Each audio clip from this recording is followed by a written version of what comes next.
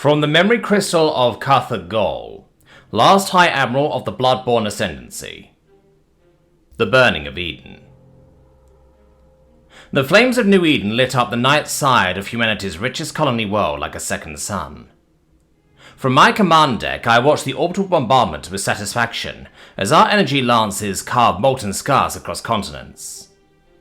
The humans' pitiful defensive platforms had fallen in minutes, their handful of system defense boats scattered like leaves in a storm. 20 million humans called New Eden home. Called. Past tense. Send word to the Ascendancy, I commanded. The first phase of our expansion into human space proceeds as planned. Their outer colonies will fall within the week. I believed those words. We all did. The Bloodborne Ascendancy has carved an empire from the flesh of 1,000 species. Our warships were works of art, crystalline masterpieces that could split planets. Our soldiers were bred for combat, gene-forged into living weapons. Our empire spanned 3 spiral arms. Humanity, they were nothing. A few dozen worlds. Ships that still used chemical rockets for point defense. Weapons that flung metal slugs and crude nuclear warheads. Their greatest cities would have been considered provincial outposts in our empire.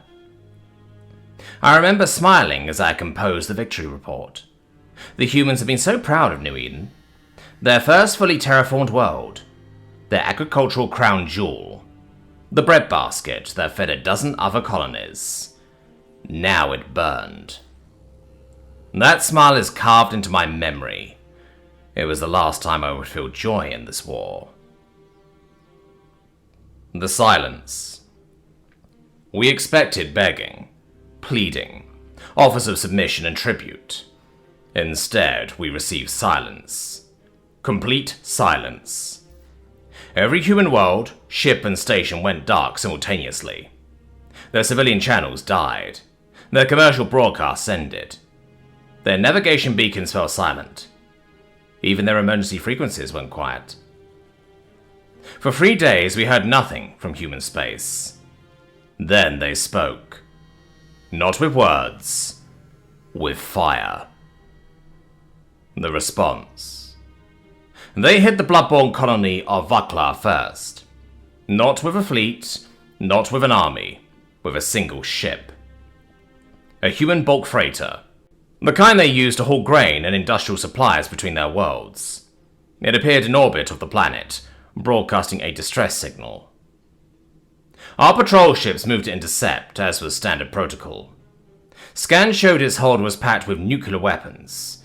Crude, primitive things. Our shields could handle a dozen such weapons without strain. It was carrying 9,000 of them. The flash was visible from 3 systems away. We lost contact with Vaklar. That was when the silence broke. That was when we learned what humanity's silence had meant. They had been mobilizing. Every factory, every shipyard, every mining facility, every human hand capable of holding a weapon or working in a production line. We had burned their breadbasket.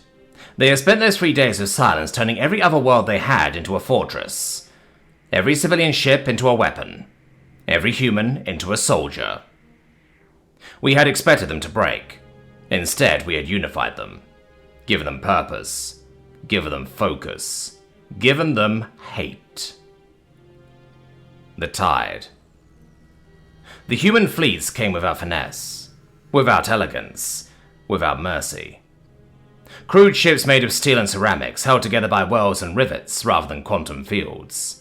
Weaponry that would have been considered primitive by our standards centuries ago.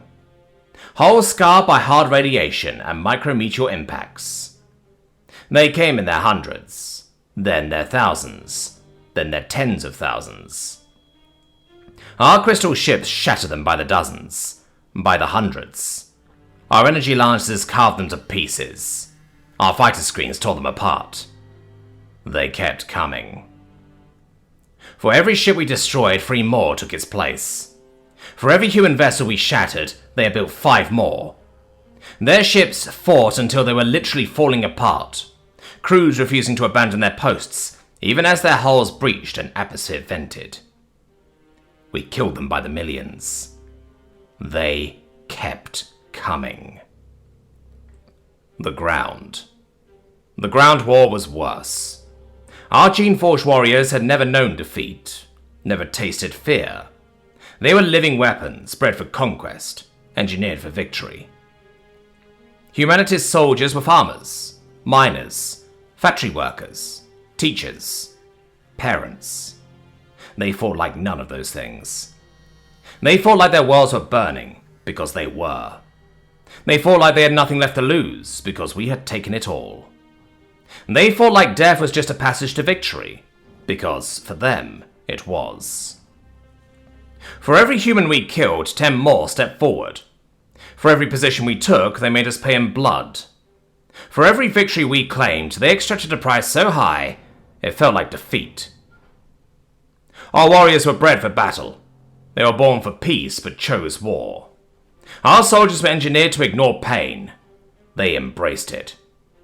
Our troops were designed to fight without fear. They had learned to fight through it. The breaking. By the war's second year, we began to understand. By the third, we began to break. It wasn't their weapons that broke us.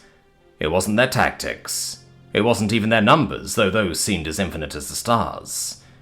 It was their resolve. The humans had looked into the abyss of total war and hadn't flinched, hadn't hesitated. They had stared into that darkness and decided that if that was what it took to survive, they would become the darkness. Their ships were trapped in a system. They rammed up blockade and released their antimatter stores. Their ground forces were surrounded. They triggered their nuclear charges. Their colonies were under siege. They burned them themselves rather than let us take them. We had started this war thinking we would teach humanity its place in the galaxy. Instead, they taught us about infinity. The infinite capacity for sacrifice. The infinite well of hatred. The infinite human ability to endure. The infinite price they would pay for victory. And they made us pay with them. The end. When our empire finally shattered, when our fleets were broken and our armies crushed, when our worlds burned as we had burned theirs, they offered us terms. Simple terms. Brutal terms. Final terms. Total surrender. Complete disarmament. Supervised dismantling of our empire. Dissolution of our gene forges. End of the bloodborne ascendancy. When our last council protested, claimed such terms would destroy us as a species, the human response was delivered by a scarred man in a simple military uniform. He had dead eyes. The eyes of someone who had watched worlds burn. "You taught us war," he said. "Real war. Total war. A war where civilians are targets and colonies are burned and children die screaming in the dark." We learned. These terms are not negotiable. You have 1 hour to accept them, or we will show you everything else we've learned. The lesson. That was 10 years ago. Our crystal ships are gone. Our gene-forged warriors are gone. Our empire is gone. Humanity still patrols our worlds with their crude steel ships. Still occupies our planets with their citizen soldiers. Still watches us with those dead eyes that we gave them. They are not cruel masters. They do not seek revenge. They do not kill without purpose. That almost makes it worse. Because we understand now. Understand what we did. What we awakened. What we created.